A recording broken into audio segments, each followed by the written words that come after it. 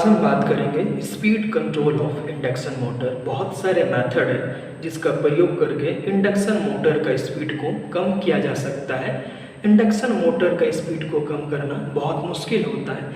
जितने आसानी से डीसी मोटर का स्पीड को कंट्रोल किया जा सकता है उतनी आसानी से हम लोग इंडक्शन मोटर का स्पीड को कंट्रोल नहीं कर सकते हैं। बट इन मेथडों का प्रयोग करके हम कुछ हद तक स्पीड को कंट्रोल कर सकते हैं।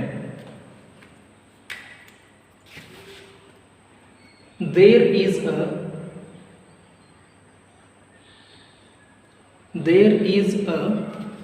various method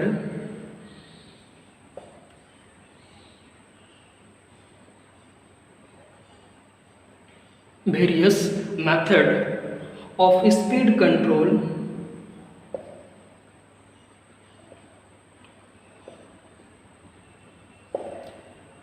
of induction motor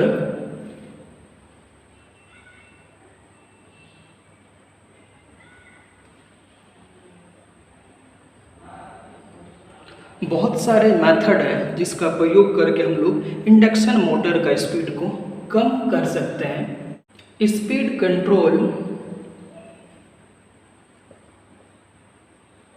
of induction motor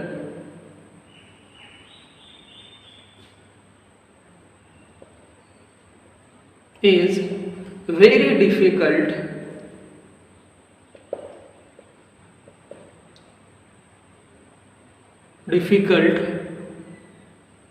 as compared to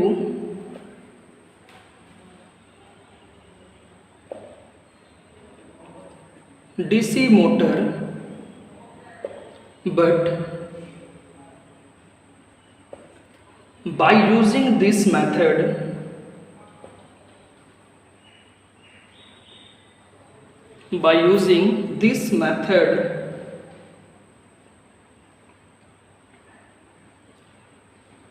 we can control little bit induction motor का स्पीड को कंट्रोल करना बहुत मुश्किल होता है, वेरी डिफ़िकल्ट होता है। जिस तरह से डीसी मोटर का स्पीड को कंट्रोल किया जा सकता है, बट इन कुछ मेथडों के द्वारा हम स्पीड को कुछ हद तक कंट्रोल कर सकते हैं। तो सबसे जो पहला मेथड है वो वोल्टेज कंट्रोल मेथड है।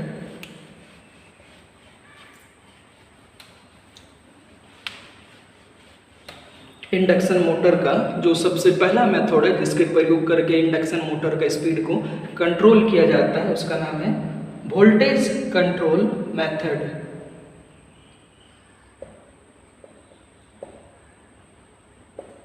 Voltage control,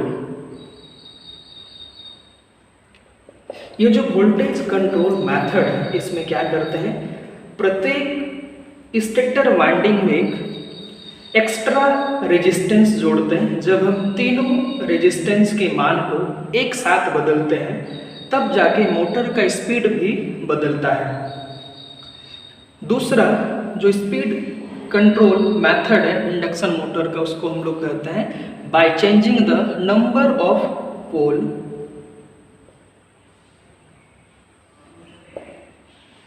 bye changing the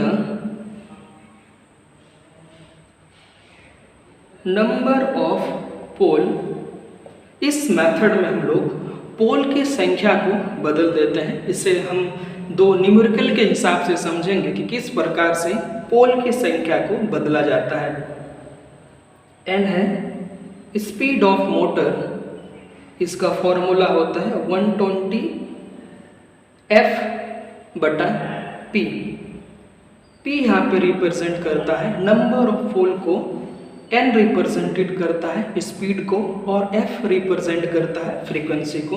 तो by changing of number of pole method में फ्रीक्वेंसी को हम लोग कांस्टेंट रखते हैं।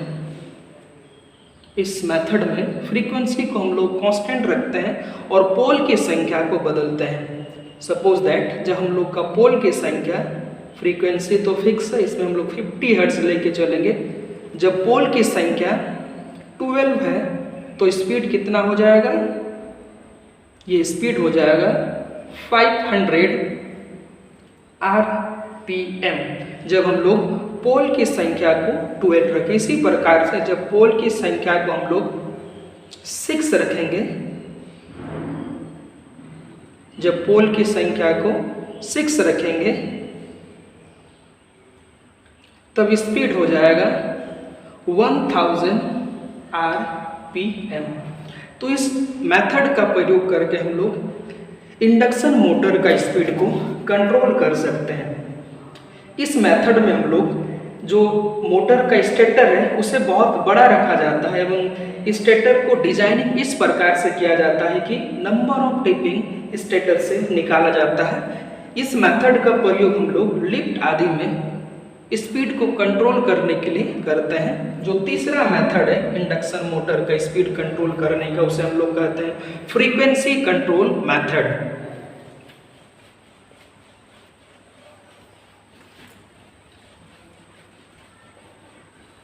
तीसरा, फ्रीक्वेंसी को कंट्रोल करके भी हम लोग स्पीड को कंट्रोल कर सकते हैं। फ्रीक्वेंसी कंट्रोल एक फॉर्मूला हम लोग अभी पढ़े, N होता है 120F/P। अगर इस फॉर्मूला में हम लोग F को बदल दें, अगर इस फॉर्मूला में हम लोग जो फ्रीक्वेंसी है उसे अगर बदल दें तो स्पीड भी बदल जाएगा। तो चलिए हम लोग दो फ्रीक्वेंसी को लेके देखते हैं कि जब फ्रीक्वेंसी को चेंज करेंगे तो किस प्रकार के में स्पीड बदलेगा। when F = 50 हर्ट्ज, जब फ्रीक्वेंसी 50 हर्ट्ज रहेगा तो स्पीड क्या होगा।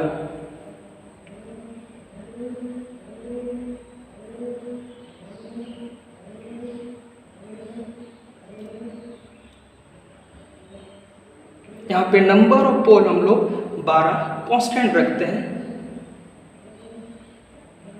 तो यहाँ पे हो जाएगा 500 RPM। जब हम लोग फ्रीक्वेंसी को 60 कर देंगे तब इसका स्पीड में क्या अंतर आएगा, इसको देखते हैं। 120 गुना 60, यहाँ पे नंबर ऑफ पोल फिक्स रहेगा 12, तो यहाँ पे हो जाएगा 600 RPM। RPM का पूरा नाम है रिवोल्यूशन पर मिनट। तो इस प्रकार से ये फ्रीक्वेंसी कंट्रोल मेथड में फ्रीक्वेंसी को जब हम लोग बदलते हैं, एक बार जब फ्रीक्वेंसी को 50 हर्ट्ज लिए, पोल फिक्स है 12, तो मोटर का स्पीड 500 RPM होगा। जब हम लोग फ्रीक्वेंसी को 60 हर्ट्ज लिए और जो पोल की संख्या इसको 12 रखते हैं तो मोटर का स्पीड 600 RPM होगा।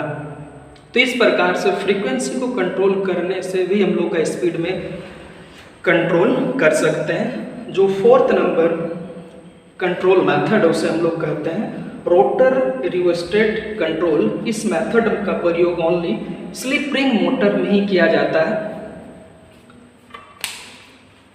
जो fourth number speed control method है उसे कहा जाता है रोटर रियोस्टेट कंट्रोल। रोटर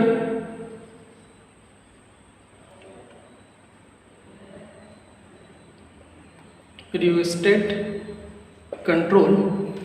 इस मेथड का प्रयोग स्लिप रिंग मोटर का स्पीड को कंट्रोल करने के लिए किया जाता है। इस मेथड में जो रोटर रहता है, रोटर सर्किट, उसमें हम लोग एक्स्ट्रा रेजिस्टेंस को जोड़ते हैं।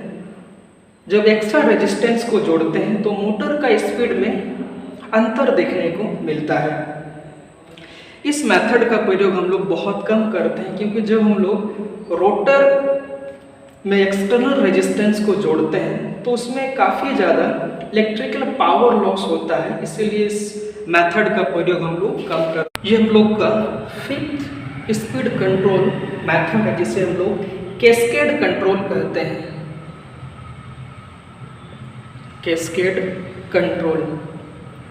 इस मेथड में हम लोग दो स्लिप रिंग का प्रयोग करते हैं और दोनों स्लिप रिंग को मैकेनिकली कपल कर देते हैं। और जो सप्लाईज होता है 3 फेज का, उसे हम लोग पहला मोटर के स्टेटर में जोड़ देते हैं एवं पहला मोटर का जो रोटर का कनेक्शन हम लोग दूसरे मोटर के स्टेटर में जोड़ते हैं एवं दूसरे मोटर का जो रोटर का सप्लाई से हम लोग एक्सटर्नल रेजिस्टेंस को जोड़ देते हैं, तभी जाके हम लोग का स्पीड कंट्रोल होता है। ध्यान रखिएगा, ये जो कैस्केड कंट्रोल मेथड है, इस मेथड का प्रयोग करके हम लोग स्पीड को बढ़ा भी सकते हैं और घटा भी सकते हैं। ये जो मेथड है, ये मेथड बहुत कॉस्टली होता है। अगर हम लोग रिजल्टेंट रोटेशन स्पीड की बात करें तो उसका एक फॉर्मूला होता है, रिजल्टेंट रोटेशनल स्पीड, इसको हम लोग डोनेट करते हैं एन आर से 120 गुना एफ बटा दोनों स्लिप रिंग मोटर का पोल को हम लोग यहाँ पे ऐड कर देते हैं। यह पहला स्लिप रिंग मोटर का पोल प्लस दूसरे स्लिप रिंग मोटर का पोल गुना आर पी